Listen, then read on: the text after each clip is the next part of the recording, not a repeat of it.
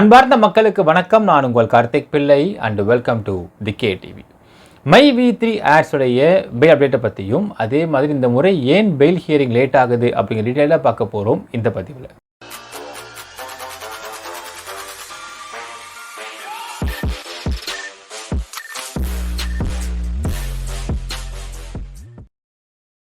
சக்தியானந்தன் அவர்களுக்கு பெயில் வரப்போன்னு பார்த்துட்டு இருந்தோம் மக்களே.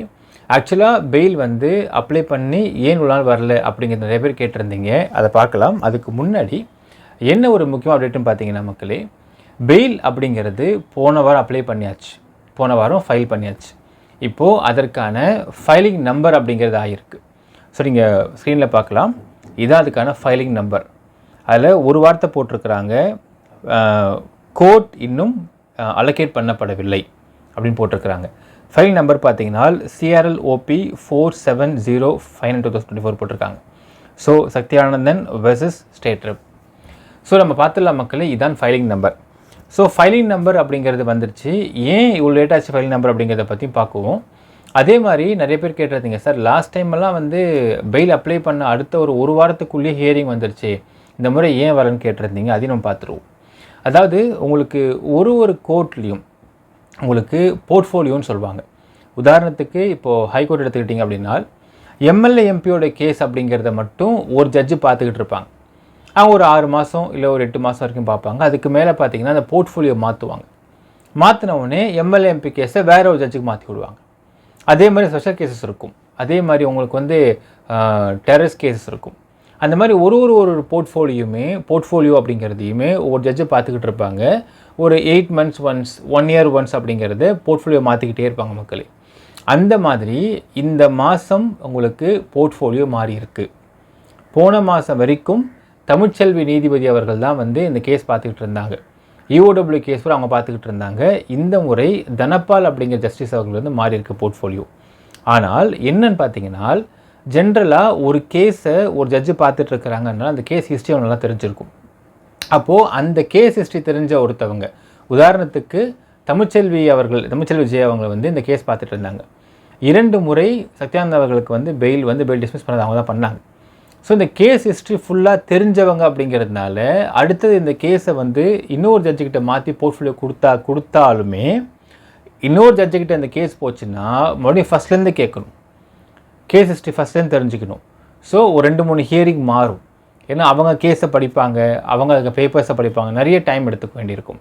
அதனால் ஜென்ரலி போர்ட்ஃபோலியோ மாறினாலுமே முக்கியமான போர்ட்ஃபோலியோவான இந்த EOW கேஸஸாக இருக்கட்டும், இன்னும் சில கேஸாக இருக்கட்டும், ப்ரீவியஸ் ஜட்ஜ் யார் பார்த்துட்டு இருந்தாங்களோ, இப்போ இதெல்லாம் பெயில் கேஸ் தான், உங்களுக்கு கேஸோடைய அப்பீல் கிடையாது. ஸோ பெயில் கேஸ் அப்படிங்கிறதுனால எந்த ஜட்ஜு பார்த்துட்டு இருந்தாங்களோ அதே ஜட்ஜு இந்த பெயில் கேஸை மறுபடியும் பார்ப்பாங்க. இப்போது தமிழ்ச்செல்வி ஜே அவர்கள் தான் சக்தியானந்தனுடைய பெயில் கேஸை பார்க்க போகிறாங்க, போர்ட்ஃபோலியோ மாறினாலும். இந்த கேஸ் மட்டும் இல்லை மக்களே, அவங்களுக்கு ஒரு செட் ஆஃப் கேஸ் வச்சுருப்பாங்க, எல்லாத்தையும் அவங்க பார்ப்பாங்க. அதை உங்களுக்கு வாரம் பூரா அவங்களுக்குன்னு அலோகேட் பண்ணக்கூடிய கேஸஸில் அது நார்மல் கேஸாக வராது, ஸ்பெஷல் கேஸஸ் அப்படின்ற பேரில் வரும். அது எப்படி வரும்னால் வாரம் ஒரு வாட்டி அப்படின்ற மாதிரி அவங்க டைம் ஃபிக்ஸ் பண்ணி கொடுத்துருவாங்க. அந்த மாதிரி அடுத்த வாரம் இந்த சக்தியானந்தா அவர்களுடைய கேஸ் அப்படிங்கிறதும், ஏன்னா 2 வாட்டி பெயில் இவங்ககிட்ட தான் போயிருக்கு, 3rd டைம் பெயில் இவங்ககிட்ட தான் வரப்போகுது. அப்போது இவங்களுடைய நார்மல் கேஸஸ்க்குன்னு ஒரு பலு இருக்கும். ஒவ்வொரு ஜட்ஜுக்கும் பார்த்தீங்கன்னா மக்களே, ஒரு நாளைக்கு குறைந்தபட்சம் ஹைகோர்ட் ஜட்ஜுக்கு ஒரு நாளைக்கு குறைந்தபட்சம் 150 கேஸ்லேருந்து 250 கேஸ் வரைக்கும் போட்டிருப்பாங்க. உங்களுக்கு போன வாரம் ஃபுல்லாக பார்த்தீங்கன்னா போர்ட்ஃபோலியோ மாறினதுக்கப்புறம் போன வாரம் நடந்த நிறைய கேசஸ் டேஸில் பார்த்தீங்கன்னா 250 கேஸு 200 கேஸுன்னு போட்டிருக்காங்க. அது ஃபுல்லாக அவங்க பார்க்க முடியல. ஸோ ஒரு 150 கேஸ் பார்ப்பாங்க, பார்க்க முடியாத கேஸை திரும்ப அடுத்த ரீஷெட்யூல் பண்ணுவாங்க. ஒன்றில் நேற்று ஒரு கேஸ் உங்களுக்கு புதுக்கோட்டை வெங்கைவேலுடைய ஒரு கேஸ் ஒன்று, அது ஜட்ஜஸ் பார்க்க முடியல. அவங்க அந்த ஐட்டம் நம்பர் போட்டிருக்காங்க, ஐட்டம் நம்பர் வர முடியல, அவங்க போட்ட நம்பர்லேருந்து ரீச் ஆகலை. ஸோ அப்படியே அடுத்த வாரம் ரீஷெட்யூல் பண்ண போகிறாங்க. இந்த மாதிரி பல கேசஸ் போன வாரம் போயிட்டு இருந்துச்சு, எல்லா ஜட்ஜுக்கும் போயிட்டு இருந்துச்சு. ஸோ அந்த மாதிரி அடுத்த வாரம் இந்த கேஸ் அவங்க ரீஷெட்யூல் ஆகும். ஸோ ஆகும் பட்சத்தில் அப்போ தான் உங்களுக்கு காஸ்ட் லிஸ்ட்டில் வரும். இப்போ நீங்கள் காஸ்ட் லிஸ்ட்டை பார்த்தா தெரியாது, ஏன்னால் கோர்ட் அலோகேட் பண்ணதுக்கு பிறகு தான் காஸ்ட் லிஸ்ட் அப்படிங்கிறது தெரிய வரும். ஸோ இதுதான் CRLOP நம்பர், இதுதான் ஃபைலிங் நம்பர். ஸோ நீங்கள் பார்த்துக்கலாம். இதற்கு பிறகு காஸ்ட் லிஸ்ட் போடுவாங்க. அடுத்த வாரம், அதாவது இன்றைக்கி இந்த கேஸ் வரல, நாளைக்கு லீவு கோர்ட்டு, நாளான்னைக்கு court leave, Monday court leave, Monday பண்டிகை, செவ்வாய்க்கிழமை வந்து கோர்ட் இருக்கும். எனக்கு தெரிந்து இந்த மாதிரியான ஸ்பெஷல் கேசஸ்லாம் பார்த்திங்கன்னா ஒன்று தர்ஸ்டே இல்லை ஃப்ரைடே அவங்க வந்து போடுவாங்க. ஸோ வியாழன் இல்லை வெள்ளி தான் வந்து இந்த கேஸ் ஹியரிங்க்கு வருவதற்கு வாய்ப்பு இருக்குது மக்களே. அடுத்த வாரம் வெயிட் பண்ணி பார்க்கலாம். இதான கேஸ் ஸ்டேட்டஸ், கேஸுக்கான நிலைமை. இந்த விஷயம் லீகல் தெரிஞ்சவங்களுக்கு நல்லா புரிஞ்சிக்க முடியும்.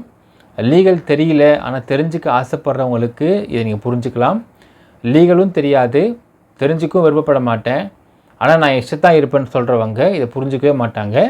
அவங்க எப்போயாச்சும் ஒரு லீகலில் மாட்டி, அவங்க ஒரு கேஸில் மாட்டி அவங்க கோர்ட்டுக்கு போகிறப்ப அவங்க பைசாக புரிஞ்சுப்பாங்க மக்களே. ஏன்னா ப்ராக்டிக்கல் எக்ஸ்பீரியன்ஸ் இருக்கிறது ஒரு மிகப்பெரிய எக்ஸ்பீரியன்ஸாக இருக்கும் அவங்களுக்கு. என்ன நினைக்கிறீங்கன்றதை கமெண்ட்டில் மென்ஷன் பண்ணுங்கள். நன்றி, வணக்கம்.